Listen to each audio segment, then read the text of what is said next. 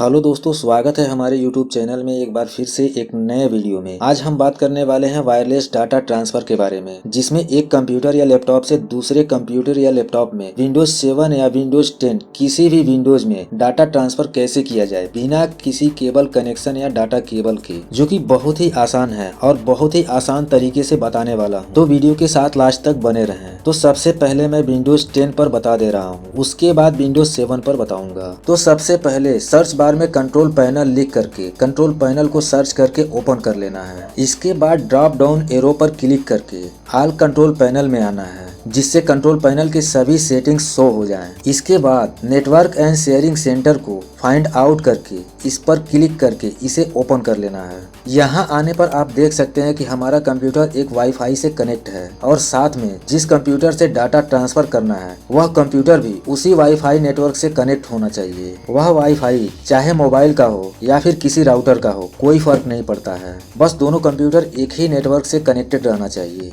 इसके बाद बाएं तरफ ऊपर चेंज एडवांस शेयरिंग सेटिंग्स में आना है, जो कि इस तरह से ओपन होगा। इसमें सबसे पहले वाले प्राइवेट सेटिंग में आके टर्न ऑन नेटवर्क डिस्कवरी को चेक मार्क कर देना है, जिसमें टर्न ऑन ऑटोमेटिक सेटिंग भी चेक मार्क रहना चाहिए। इसके बाद फाइल्स एंड प्रिंटर शेयरिंग में भी turn on files and printer sharing को चेक मार्क कर देना है। आगे गेस्ट और पब्लिक में आना है और नेटवर्क डिस्कवरी को ऑफ ही रहने देना है और फाइल एंड प्रिंटर शेयरिंग को टर्न ऑन कर देना है। इसके बाद ऑल नेटवर्क में आना है। यहाँ पर पब्लिक फोल्डर शेयरिंग को ऑफ ही रहने देना है और फाइल शेयरिंग कनेक्शन को 128 ही इसको रहने देना है। आगे पासवर्ड प्रोटेक्टेड शेयरिंग को ऑफ कर देना है। इतना करने के बाद सेव चेंज पर क्लिक करके इस सेटिंग को सेव कर लेना है और कंट्रोल पैनल विंडो को क्लोज कर देना है। एक बार और मैं आपको बता देना चाहता हूँ कि एक ही नेटवर्क से कनेक्टेड दोनों कंप्यूटर होना चाहिए। एक बार जरूर चेक कर लें। इसके बाद दिस पीसी को ओपन कर लेना है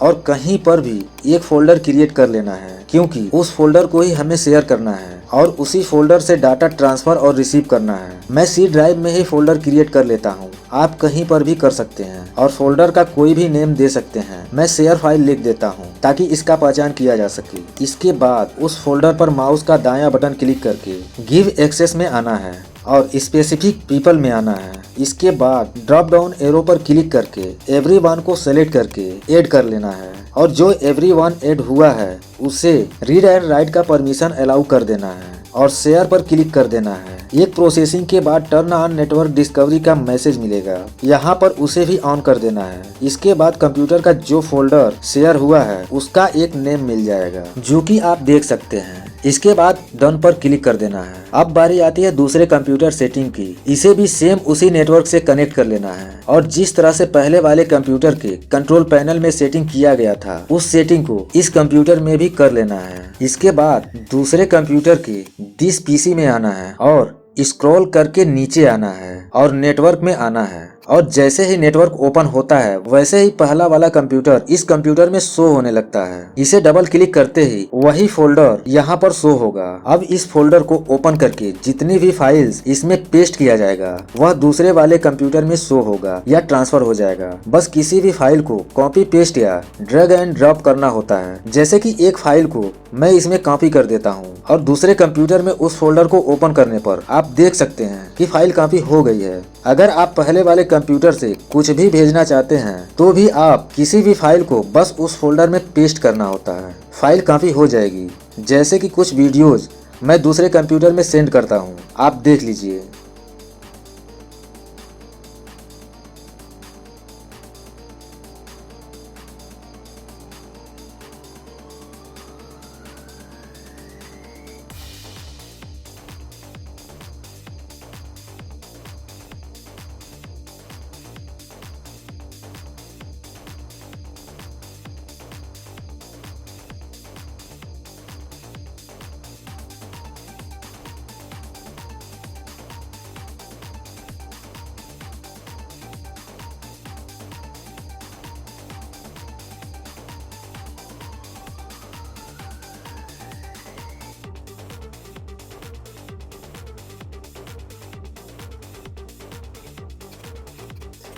फाइल सेंड होने के बाद आप दूसरे कंप्यूटर में प्ले करके देख भी सकते हैं और वहीं से उस फाइल को डिलीट भी कर सकते हैं, जो कि पहले कंप्यूटर से भी डिलीट हो जाएगा, जैसा कि आप देख सकते हैं।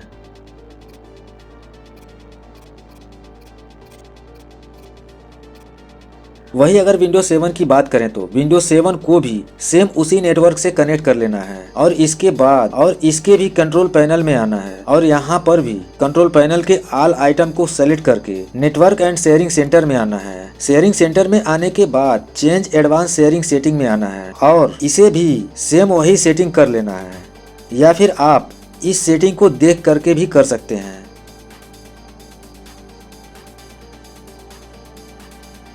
इसके बाद माई कंप्यूटर को ओपन करना है और यहाँ भी नेटवर्क में आना है। यहाँ पर हमारे पास 3 कंप्यूटर एक ही नेटवर्क से कनेक्टेड हैं और तीनों में ही सेटिंग करके दिखा दिया है और यहाँ भी नेटवर्क में आना है। यहाँ पर हमारे पास 3 कंप्यूटर एक ही नेटवर्क से कनेक्टेड है और तीनों में ही सेटिंग्स करके दिखाया है, जो कि विंडोज 7 में 2 कंप्यूटर शो हो रहा है। आप किसी को ओपन करके जो भी डाटा सेंड करेंगे वह तीनों कंप्यूटर में शो होगा और रिसीव भी होगा, जो कि आगे आप देख सकते हैं।